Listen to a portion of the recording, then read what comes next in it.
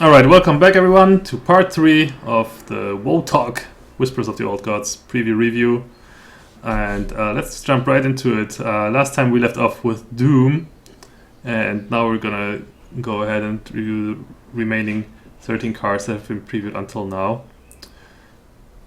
And yeah, let's go right ahead with Herald Volazj, if that's how it's pronounced. 6 mana, 5/5 battlecry, summon a 1/1 copy for each of your other minions. And I really like this card, the card concept of it. In order for it to become good, you need, of course, a board presence. And Priest is one of those classes that has the potential to establish a very good board presence early on. It's been like one of the main win conditions for Priest decks, for control Priests. Sometimes, especially the prime example for this would be the Dragon Priest.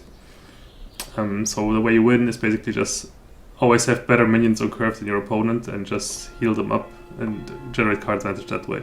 So if you have a board, Herald Volazj is gonna be really strong, especially if those minions are gonna have Death Rattle, or some good end of turn effects. So yeah, if you have one of those minions, or one of those minions with a good effect, then Herald Volazj is already a really good card. But if you have like some generic minions, then if you have 2 minions, Herald Volazj is already going to be so good, because 6 mana 5/5 that spawns 2 1/1s, it's really strong. So because putting combined 7/7 stats on the board for 6 mana, it's just already stronger than Voltefist Ogre. And yeah, it can be. And if those minions happen to have a good power, and even if it's something like marginal as Taunt or Charge, then it's also fine. Okay, up next, Infested Tauren. Let's just skip this one. This card is complete garbage. It's the infested version or the corrupted version of Tauren Warrior, which was already like one of the worst cards in the game. So Infested Tauren is just another bad card. Of course, you're gonna have some of those in the set as well. So yeah, don't play that. N'Zoth's First Mate, a pirate for warrior. It's been a while since we've seen. Actually, it's probably the first time that we see a pirate for warrior, a warrior-specific pirate. And yeah, this one is really exciting. Actually, equip a 1/3 Rusty Hook. So right off the bat, you get a minion that gives you a weapon immediately. It's kind of like Warrior Slides Justice, you could say. We've seen Upgrade being played. Sometimes Upgrade as a 1/3 weapon is good, and this is like Upgrade with with a minion on the board as well. But of course you don't get the upgrade, the secondary effect of Upgrade. But whatever, it's a cool value minion for the early game. It's pretty cool to just be able to deal with small minions. But Warrior generally didn't have problems with that anyway. Like, you don't really need the one attack weapon. Unless you can buff it, right? If there's ever a weapon buff deck, then this might be a relevant card in that. However, Fiery Warwick is still the preferred weapon of choice for the early game, so this Rusty Hook just gets in the way of that. I don't expect this card to see much play, except if there's like a specific deck for it. It looks promising, but we'll have to see. For now, I don't see it being played. Okay, up next we got Tentacle of N'Zoth, and this is going to be like a common theme with the N'Zoth cards as we move forward. All those N'Zoth cards, synergize of course with the old god N'Zoth. They all have Death Rattle, but yeah, we'll get to the N'Zoth later. You can see it on the screen already, of course. But first, Tentacle of N'Zoth, 1 mana, 1/1 Death Rattle, deal 1 damage to all minions. And yeah, it's a pretty cool effect actually, considering that an Unstable Ghoul, for example, in Standard will rotate out. An Unstable Ghoul was next from us, and sure, this card is a little bit weaker than Unstable Ghoul because it has no taunt, right? So you have to wait a turn until you can trigger it yourself. But it's like, you can also compare it to kind of a mini Explosive Sheep, right? And sure, it deals less damage than Explosive Sheep, but 1 damage sometimes is all you need. And this might be like one of the cards that is going to be relevant in the Patron Warrior going forward, because you need more whirlwind effects like this and Tentacle of N'Zoth might be a necessary evil that you have to play, because Unstable Ghoul rotates out, Deathbite rotates out, so Tentacle of N'Zoth could be a replacement there. But yeah, it remains to be seen. The card definitely has potential. It's a really cool Death Rattle minion, and yeah, it's definitely an okay card. I wouldn't be surprised if it sees play. Okay, up next we got the Shaman Legendary Hallazeal the Ascended, and this card is really exciting. Already 5 mana, 4/6 stats. That's already really good. That's it's really good stats for its cost, and the fact that it has defensive stats like that, 6 health, really synergizes well with the power that it has. The more health it has, of course, the more uses you will get out of the power on average. And yeah, so I really like the stats for this minion. So what does the power do? If whenever your spell deals damage, restore that much health to your hero. And yeah, this effect is really, really strong for Shaman, considering that Shaman has a lot of damage spells, a lot of AoE damage spells as well. Lightning Storm or Elemental Destruction come to mind, and when you get a huge Lightning Storm or Elemental Destruction even off after playing Hallazeal, you can not only deal with the entire enemy board, but also heal a lot of damage. So this is a really good card to battle aggressive decks. I like it quite a bit. So yeah, back in the day, Shaman would have to resort to play Antique Healbot, and now Hallazeal is like the... Yeah, it's a really, really strong alternative to that. Okay, so up next, Faceless Shambler. 4 mana, 1/1 taunt, and copy a friendly minion's attack or health. So basically a Twilight Drake, right? But you need to have like you can kind of compare it to Twilight Drake in the sense that it is hard to set up. Like Twilight Drake, of course, it's not hard to set up if you play it in Warlock because you have the life tap. But sure, you need to life tap a bunch in order to make it big. And for Faceless Shambler, it's also hard to set up because you need a good minion to copy first. You cannot copy an enemy minion, that would be too easy. You have to have a big minion on the board first that is undamaged, preferably. So this is going to be hard to pull off. And even if you pull it off, then it has the same weakness as Twilight Drake, because you silence it, and then not only does it become a 4/1 like Twilight Drake would, no, it becomes a 1/1. So it basically becomes trash. Loses the taunt, loses all its power. Yeah, you're stuck with a 4 mana 1/1 if it gets silenced. So a very risky card to play and very hard to set up. I feel like this has a lot of potential if you get the setup right, but if you don't, then yeah, it's not good. Besides, you'd rather just have Faceless Manipulator instead. I think you pay 1 mana more and you get everything that the minion had. Sure, you don't get the taunt, but often enough you can just taunt up your own minion, your own big minion. We've seen it in Handlock before. You taunt up your own minion, Faceless Manipulator it, and they get the copy like that. And Faceless Manipulator is overall more versatile as well. So, I don't know, Faceless Shambler just seems a little bit too weak. But yeah, so I don't think this card is very good. Okay, Spawn of N'Zoth. So another N'Zoth minion means another Death Rattle minion. 3 mana 2/2, Death Rattle, give your minions +1/+1. And this card is cute and all, judging by the picture, but it's not that playable, I would say. It's, there's been a minion, this Anubis Sentinel or whatever it's called, that buffs a random minion +3/+3 on Death Rattle.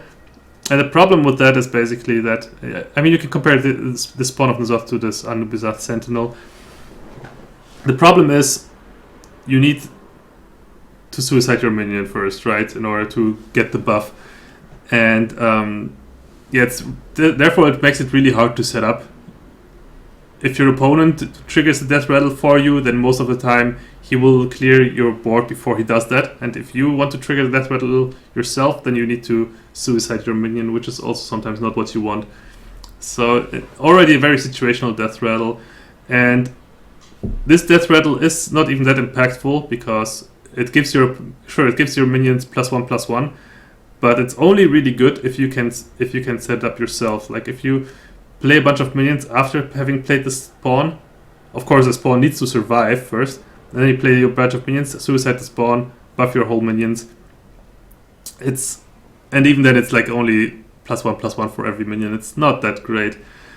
And its defensive uses are completely worthless because it's just, as I said before, your opponent is going to play a board clear and then Spawn of N'Zoth dies at the same time and just,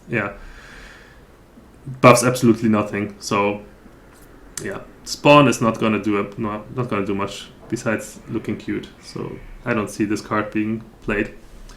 And now, of course, we have the big daddy of them all, N'Zoth the Corruptor, Battle Cry, summon your Death Rattle minions that died this game. So, of course, we have the N'Zoth, all the N'Zoth minions that you can return back.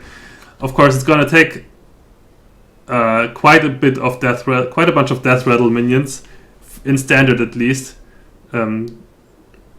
for this card to become good, because all the good Death Rattle cards were in Naxxramas, and all the Naxxramas cards are going to be out of standard.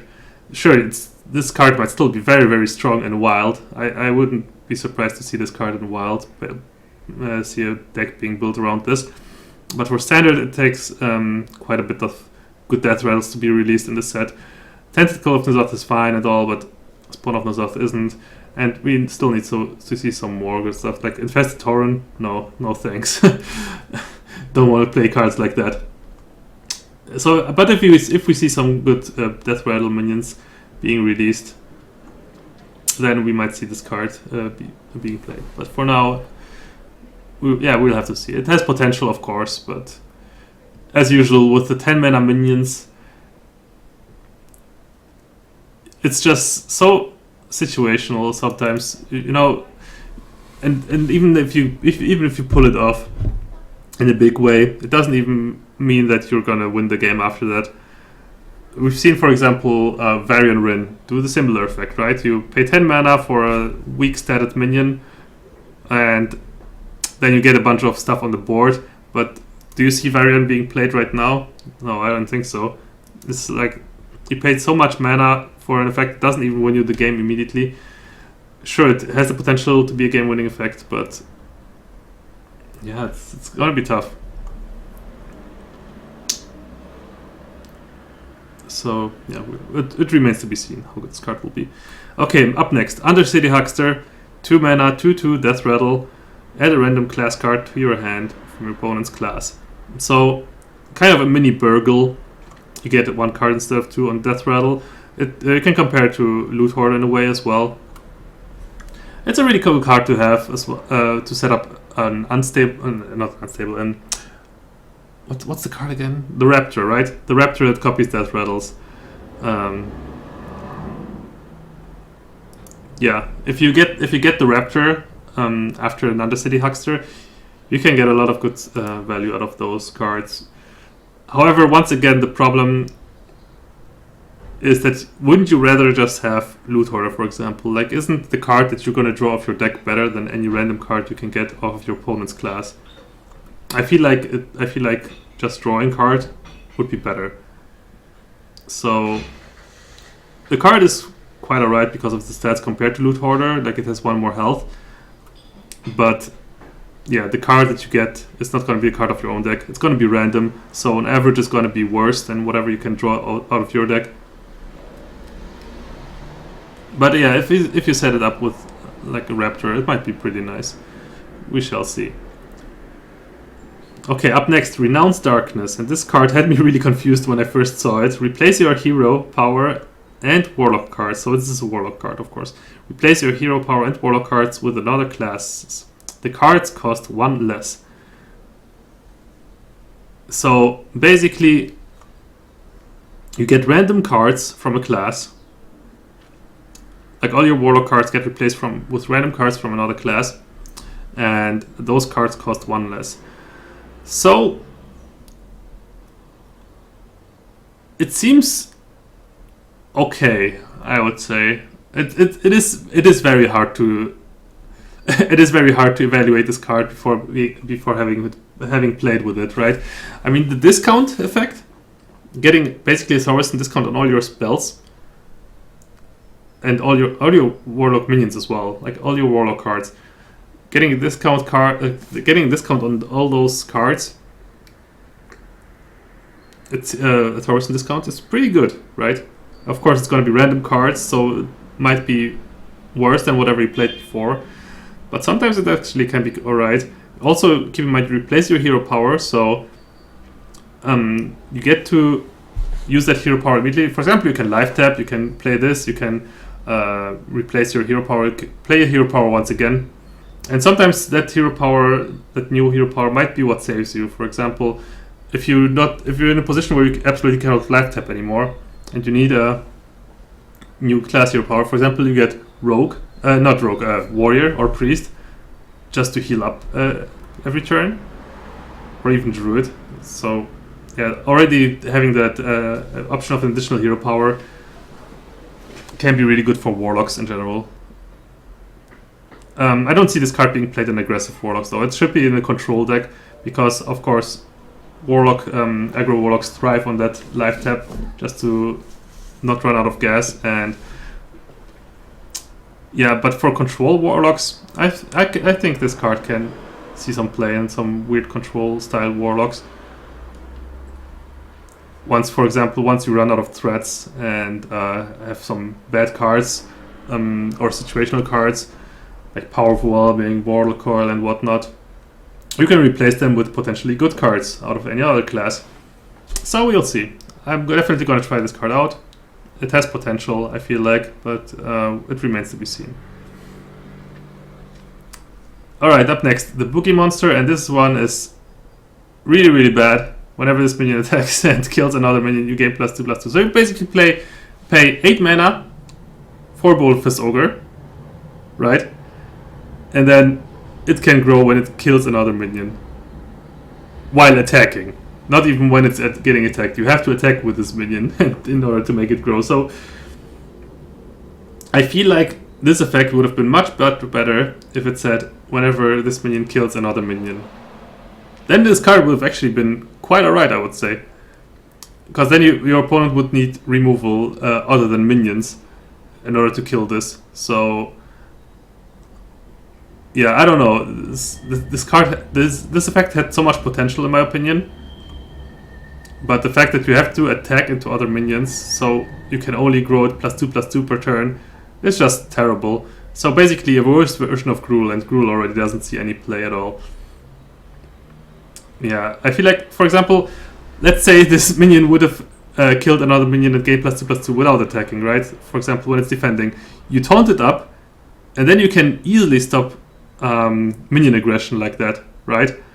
Maybe that's what the card was actually meant to do at first, and then Blizzard tested it, and it ended up being too powerful of an effect. But I feel like the way it is right now is just unplayable. I'm sorry, Boogeymonster, but you're not scary to me. Okay, up next, a warrior weapon, Tentacles for arms. Death Rattle, return this to your hand. So, yeah. Very, very clunky cost, 5 mana 2/2. Of course, this weapon is always going to return to your hand once you use it up, but do you really need 2 damage per turn? Wouldn't you just rather play weapons that actually deal more damage? I can see this card being quite alright in Arena. So just so you have infinite weapon use, basically always basically adding a second hero power to your deck, right? But of course then you have to replay it as well for 5 mana, so sometimes you don't even want to do that. Let's say it was just a 5 mana 2/2 weapon that always returns to play. Then this card might have actually been good. But the fact that it gets returned to your hand, oh man, it's just... no. It's just way too clunky. You cannot possibly spend this many resources for this such a low amount of damage over time. It's not worth it.